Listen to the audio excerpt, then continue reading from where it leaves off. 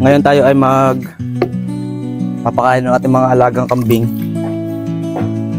So tuwing umaga, ang binibigay natin ay wet feeding. Yung ating pamamaraan sa pagbibigay ng feed sa ating mga alagang kambing ay through wet feeding. At syempre, nilalagay din tayo dyan ng vitamins. Ito ay vitamins ng Vitamin Pro.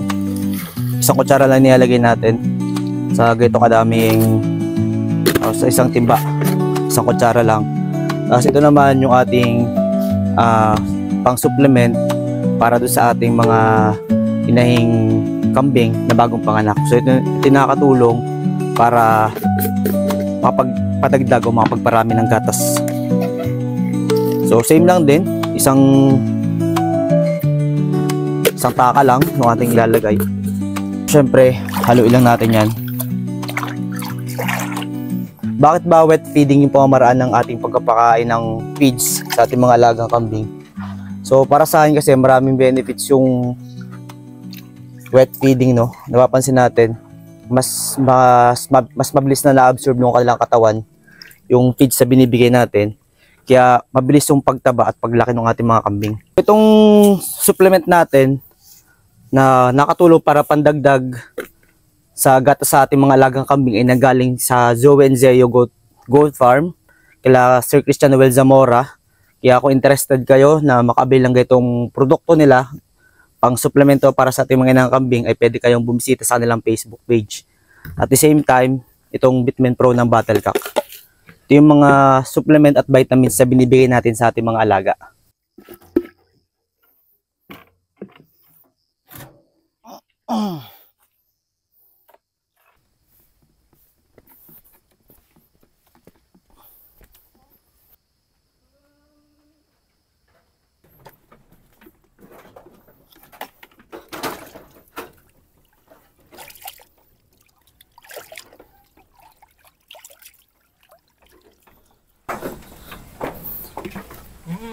Bali, ito nga palang feeds na ginagamit natin ay ito nga pala ay dairy cattle concentrate. At itong feeds na to ay para talaga sa mga ruminant tulad ng kambing, tupa, baka, kalabaw. Kaya safe na safe to sa ating mga alagang kambing.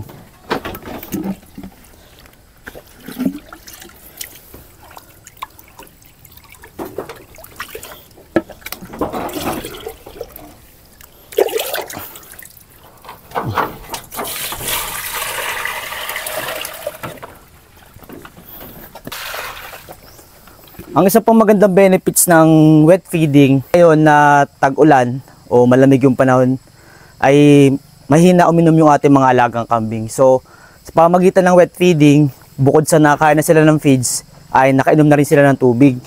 So ito yung lagi ko sinasabi sa ating vlog. Maraming nagtatanong kasi, Sir, bakit hindi uminom yung aking mga kambing? So kapag talaga ganitong mainit ang panahon, normal lang talaga sa kambing na hindi sila malakas uminom. Kaya ang sekreto ko na para uminom yung ating mga kambing ay through wet feeding.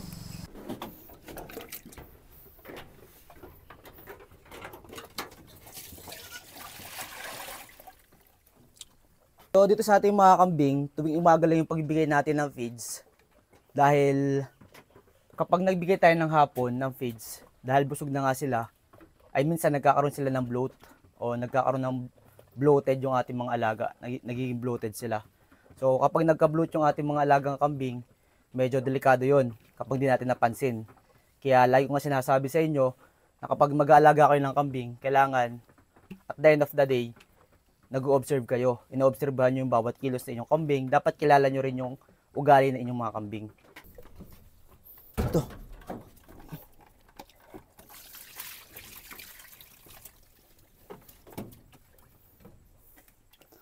Napapansin nyo, kung nakapollow kayo sa ating Facebook page, na banggit ko sa inyo nung mga nakaraang vlog ko, na biglang bumagsak yung katawan ng ating mga kambing dahil sunod-sunod yung pag-ulan, tapos napabayaan natin sila. Hindi naging consistent yung oras ng pagbibigay natin ng pagkain, hindi naging consistent yung pagkain na binibigay natin sa kanila. Minsan nakapagpalabas tayo, sobrang late na. Minsan maghapon, sa hapon na lang tayo makapagbigay ng kumpay. So yun yung naging issue natin ng mga nakaraang buwan. Pero ngayon, makikita nyo yung ating alaga, ito si Kengkoy. And gumaganda na yung kanyang pangatawan, tumataba na siya. Kasi ang ating diskarte ngayon na ginagawa dito sa ating mga alagang kambing ay minimake sure talaga natin na tuwing alas 10 ng umaga, ngayon alas 10 na ng umaga, makapagbigay tayo ng pagkain sa kanila o kumpay. Dahil napaka-importante sa mga ruminant tulad ng kambing, ng tupa, ng baka, ng kalabaw, na consistent yung oras ng pagbibigay natin ng kumpay sa kanila o pagkain sa kanila. Dahil pag nalipasan sila, gusto mong mapabilis ang pagtaba o paglaki ng iyong mga alaga, ay kailangan ay consistent yung pagbibigay mo ng pagkain sa kanila. At the same time ay hindi pa bago-bago yung pagkain o yung diet na kanila nakasanayan. Talaga namang masasabi ko na napaka-effective talaga ng consistent yung pagbibigay natin ng pagkain. Kumbaga yung diet nila, kung nagbibigay tayo ng napier, purong napier lang, ibibigay natin. Tapos magkakaroon tayo ng transitioning period na hindi agad natin papalitan yung napier na kinakain nila, na nakasanayan nila. Kumbaga, yung napier, bago tayo magpalit ng panibagong pagkain, panibagong dahon o mga damo na kanilang kakainin, ay hindi mo natin papawalan ng zero napier agad, ura-urada. Kumbaga, uutay-utayin natin na introduce. Halimbawa, hindi agad natin ipil-ipil agad ipapakain the next day. Kumbaga, dapat the next day, kung magpapakain tayo ng ipil-ipil, dapat may kunti pa ring napier. Hindi pa rin mawawala yung sa kanilang diet. Tulad nitong tuwing umaga, nagbibigay tayo ng feed sa kanila. So, dapat hindi mawawala yung feed sa kanilang diet. Dahil ito na yung nakasanayan nila na tuwing alas 10 ng umaga, feeds yung ating binibigay sa kanila.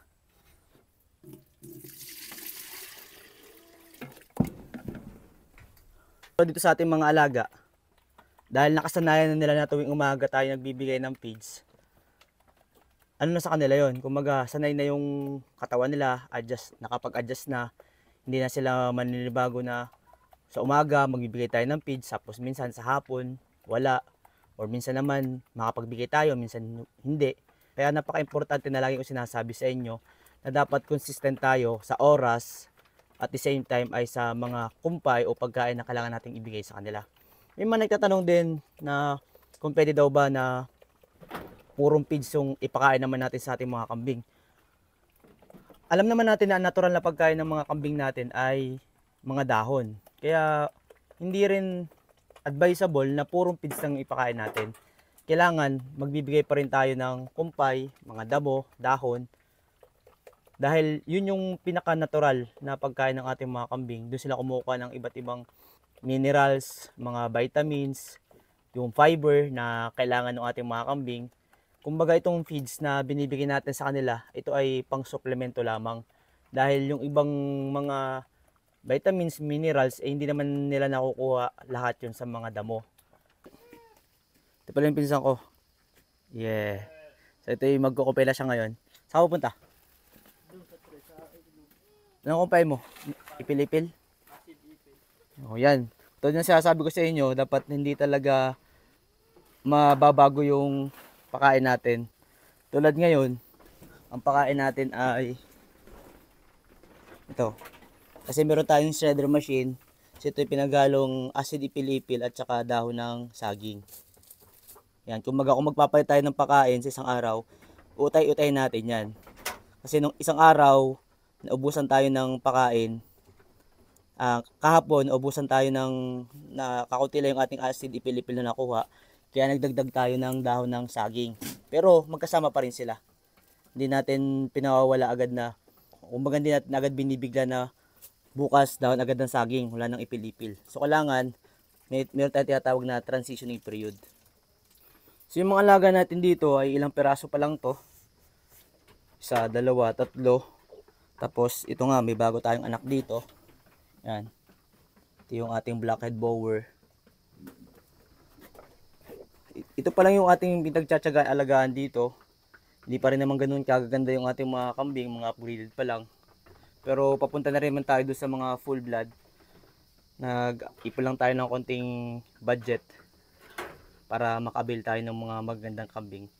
Pero hindi pa rin natin pawalain yung mga kambing natin dito kasi gusto nga natin i-improve yung kanilang mga genetics na mula sa mga native na kambing yung mga pangganda natin. So ngayon ito, ubos na yung kanilang pakainan, naubos na nila yung feeds nila. Ito rin, ubos na. So pagkatapos naman nila makakain ng feeds, naglalagay naman tayo ng kumpay sa kanila. Ito na lang ating bak na si Kengkoy, yung hindi pa nauubos, may tira pa. Pero maubos din naman yan. Dati ang hina niyang kumain ng feeds, pero ngayon napakalakas na. Dito meron tayong nakahandang kumpay sa kanila. So pasensya na kayo, hindi pa ganun kalakayan itong ating goat house, no. Minamaximize lang talaga natin kung anong meron tayo, dahil hindi pa natin afford magpagawa ng panibagong kulungan. So may nakahanda na tayo ditong ginayat o giniling na dahon ng ipilipil at itong dahon ng saging. Yan ay kahapon pa, tira pa kahapon, pero pwede pa naman yan ngayon as long as hindi pa nagiging black yung dahon ng ipil-ipil. Dahil itong dahon ng ipil-ipil ay mabilis lang to masira o mabulok, unlike sa dahon ng napier.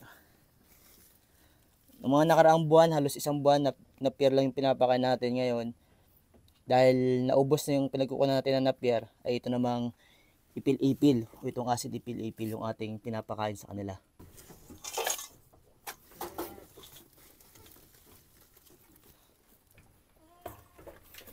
At ang diskarte naman natin dito sa pagpapakain ng kumpay o pagbibigay ng mga pagkain sa kanila ay hindi natin binibigla na damihan ng bigay. Dahil itong ating mga kambing ay madaling magsawa. Kapag dinamihan natin yan, pinuno natin yan, marami lang masasayang dyan. Kasi hindi nila kakainin. Kailangan tayo magkaroon ng bigyan natin sila ng excitement na kakaunti lang yung bibigyan natin para maubos agad nila. Tapos kapag naubos nila yon, tsaka ulit tayo maglagay para may excitement sa kanila. So yun yung discarding ginagawa natin dito, dahil kapag pinuno natin yan, marami masasayang, marami mabububo, tapos hindi nila mauubos. Kapag hindi nila naubos at nagtagal yan, na nandyan yung kumpay dito sa lagayan, hindi na nila kinakain yan at masasayang lang, itatapon lang natin. Ngayon ay utay-utay ng kumakain itong ating mga alaga. Hintay lang natin maubos ang kanilang kinakain na yan, tapos saka tayo maglalagay ng panibagong kumpay sa kanila. So ito yung ating bagong panganak na kambing. Inano pa natin na makarecover siya, yung kanyang pangatawan. Medyo may kunti pang discharge na nilalabas sa dugo itong ating kambing na ito dito sa kanyang may petan. Ito naman yung ating isang kambing na may dugo ng pagka-dappled. So ito ay painted dappled. Yan. Buntis na rin siya. At estimated natin na by February or March siya makakapanganak. Mga ganon. Ito yung kanyang anak. Ito naman ay anak nitong ating traditional na si Bunog. Yan. Itong blackhead na to. Ang ama nito ay si Supremo, yung ating unang bak. Tapos ito naman yung isa pang paanak ni Supremo bago natin na ibenta, ay nasampahan niya pa rin pala itong ating rod bower na ito. Kaya nakapagpalabas na isang blackhead bower.